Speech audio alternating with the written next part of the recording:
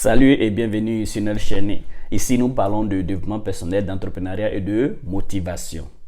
Dans cette vidéo d'aujourd'hui, je vais partager avec vous 10 différences entre les riches et les pauvres. Sans plus tarder, la toute première différence entre les personnes riches et les personnes pauvres financièrement parlant, c'est que les riches prennent la peine de définir clairement ce qu'ils veulent et prennent aussi la peine de définir le prix à payer pour obtenir ces choses et ils s'engagent résolument bec et ongle pour atteindre ce but. Contrairement aux personnes pauvres qui n'ont rien de défini et qui suivent le courant des choses. Clarity is power. Si tu veux vraiment atteindre des résultats concrets dans ta vie, il faut prendre le temps de définir clairement les choses. C'était le premier point. La deuxième différence entre les riches et les pauvres, c'est que les riches font des études ciblées. Ils définissent ce qu'ils veulent dans la vie et ensuite ils définissent quelles sont les compétences dont ils ont besoin pour pouvoir réaliser ce rêve ou bien pour pouvoir vivre ce type de vie qu'ils veulent là. Et c'est là qu'ils orientent les études. C'est là qu'ils orientent les études. Ils vont étudier l'investissement, ils vont étudier l'entrepreneuriat. En tout cas, bosser pour acquérir des compétences techniques plutôt que de faire de la généralité. La troisième différence entre les riches et les pauvres, c'est que les riches valorisent plus leur temps que l'argent. Contrairement à ce que beaucoup de personnes pensent, les riches, ils valorisent beaucoup plus leur temps que l'argent. Parce que le temps, c'est la denrée la plus rare.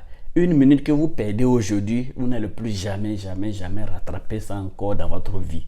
Hier, par exemple, est passé, c'est fini. Alors que l'argent que vous perdez aujourd'hui, vous pourrez avoir le double ou bien le triple ou bien beaucoup plus encore le demain. C'est pourquoi les riches, ils valorisent plus leur temps que l'argent. La quatrième différence entre les riches et les pauvres, c'est que les riches font la différence entre un actif et un passif. Ils font la différence entre un actif et un passif.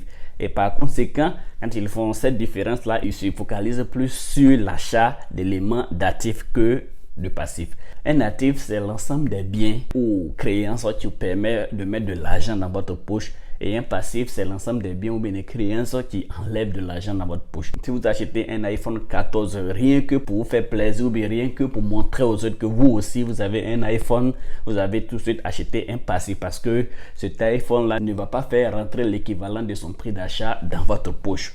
Du coup, ça devient un passif. Mais si par exemple vous achetez un iPhone parce que vous avez besoin de ça pour faire vos vidéos, bien pour faire du business en ligne, dans ce cas-là, vous avez acheté un actif. Et c'est comme ça que les riches ils raisonnent. C'est pourquoi vous voyez des gens, ils sont très riches, mais ils sont les plus, et ce sont ceux-là qui s'appliquent le plus simple possible.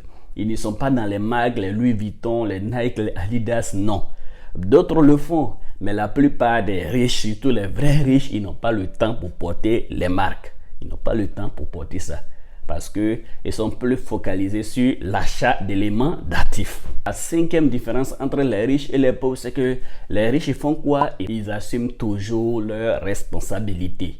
Si les choses ne se passent pas comme ils l'ont prévu, ils assument l'entière responsabilité. Ils tirent la leçon de ces choses-là pour pouvoir les éviter dans l'avenir. Contrairement aux personnes pauvres qui préfèrent plutôt jeter le blâme sur l'autre, sur sa famille, sur le gouvernement, sur sa femme, son mari, son patron au travail et ainsi de suite. Les riches ne raisonnent pas comme ça. Ils prennent le temps d'assumer les responsabilités de tout ce qui les arrive. Si les choses ne se passent pas comme ça doit se passer, c'est que quelque part, ils sont les fautifs. Et c'est comme ça qu'il faut raisonner pour réellement s'en sortir dans la vie. La sixième différence entre les riches et les pauvres, et ça c'est mon point favori. Ce point-là et le dernier point sont mes points favoris. Donc restez jusqu'à la fin pour pouvoir découvrir ce point-là. C'est que les riches lisent beaucoup. Les personnes riches lisent beaucoup. Contrairement aux pauvres, personnes pauvres qui prétendent ne pas avoir le temps pour lire, alors qu'ils ont le temps à passer des heures et des heures sur les réseaux sociaux dans la journée, dans la semaine, ainsi de suite. Les riches ne raisonnent pas comme ça. Les riches, ils lisent beaucoup pour pouvoir avoir de nouvelles idées, de nouvelles informations, pour pouvoir comprendre comment est-ce que le monde évolue, pour pouvoir dénicher les opportunités d'affaires et ainsi de suite. Et si vous voulez être riche, vraiment, c'est une habitude qu'il faut développer. Vous ne pouvez pas imaginer combien de fois les livres regorgent d'énormes informations. Des informations que vous n'allez même pas avoir sur les bancs à l'université ou dans n'importe quelle école. Donc, il est vraiment important de développer cette habitude et vous n'allez jamais le regretter.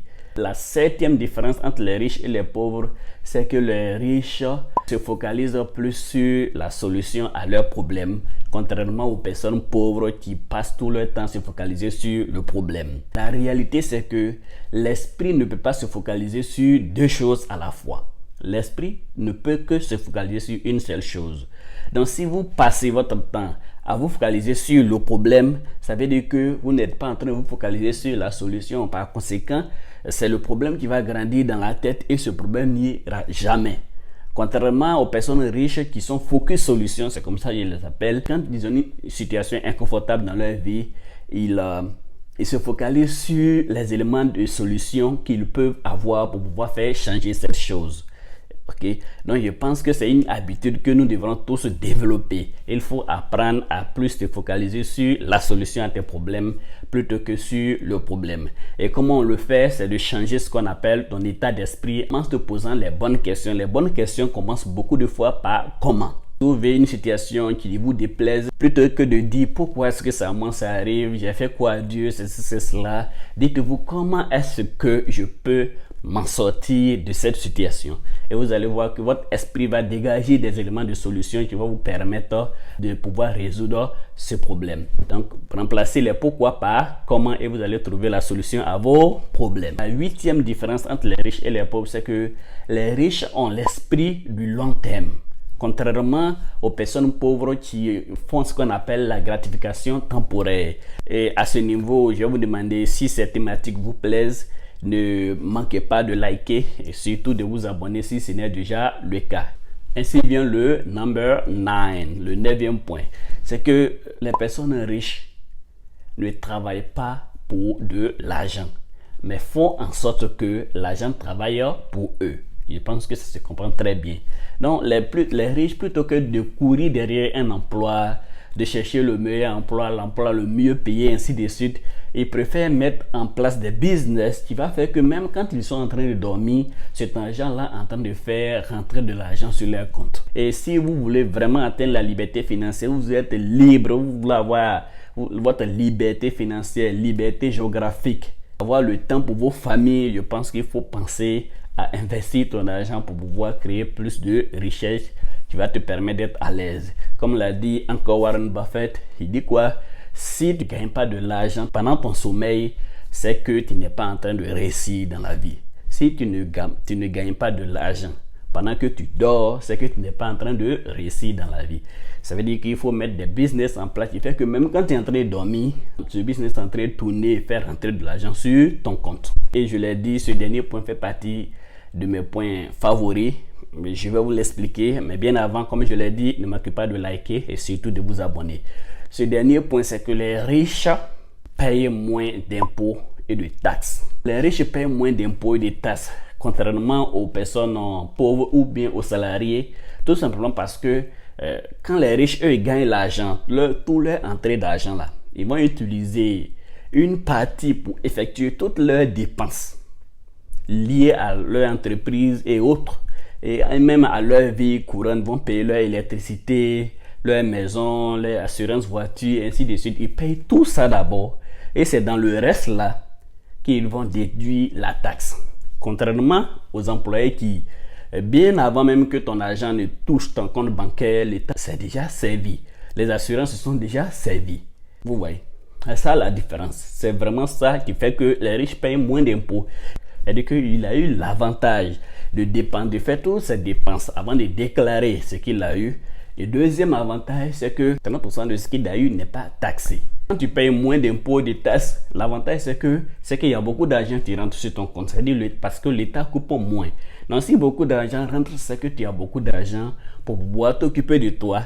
Ensuite, économiser et investir pour pouvoir toujours te faire de l'argent. C'est pourquoi j'aime beaucoup ce point. Donc nous devrons tous apprendre à mettre des business en place. Nous devons tous apprendre à pouvoir maîtriser cet outil-là qui nous permet de payer moins d'impôts. Je ne dis pas que payer impôt n'est pas bon. Payer impôt, c'est très important. Et malheureusement, c'est la source financière première de tous les gouvernements au monde. Alors que l'État peut mettre en place des business qui vont faire aussi des entrées d'argent. Mais malheureusement, quand ils créent ces business, c'est très mal géré. Et donc, c'est dans la poche des pauvres citoyens qu'ils vont mettre la main pour prendre, même forcer souvent. Donc, il faut que nous aussi on apprenne à faire ce game. Nous aussi, nous devons apprendre à maîtriser aussi ce game pour pouvoir vraiment, véritablement nous en sortir. Donc, chers amis, si cette vidéo vous a plu, ne manquez pas de liker, de partager et surtout de vous abonner à la chaîne. Voilà.